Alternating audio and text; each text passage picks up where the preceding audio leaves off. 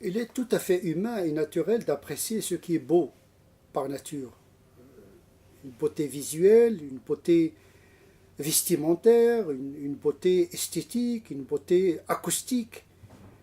L'homme est un être sensible et donc l'islam ne peut pas lui interdire ce qui est naturel et normal.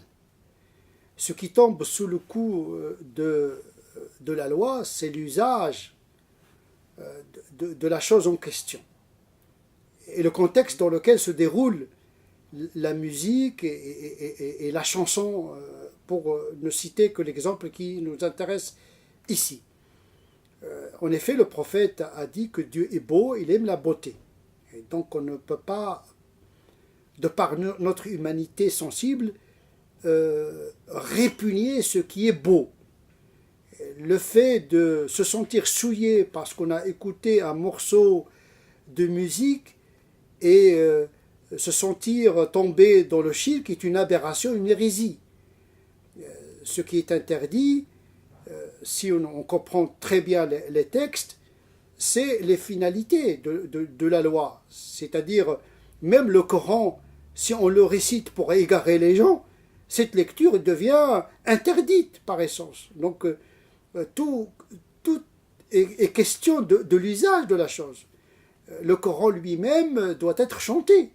Le Coran lui-même est plein d'acoustiques. Chaque sourate a son acoustique propre. Le Coran, c'est une révélation acoustique et esthétique. C'est-à-dire Dieu ne s'est pas contenté de nous révéler un texte dont le style est répugnant. Au contraire, ceux qui apprécient la langue arabe se rendent compte qu'il y a des vibrations propres à chaque passage en fonction de son contenu. Donc il y a une créativité divine dans l'exposé coranique. Et donc apprécier le rythme, la rythmique, apprécier les belles choses, à condition que ces choses-là ne contraviennent pas à la morale. Donc ce qui va nous intéresser, ce n'est pas la musique en tant que telle, ni la chanson, mais son objet et l'intentionnalité de la chose.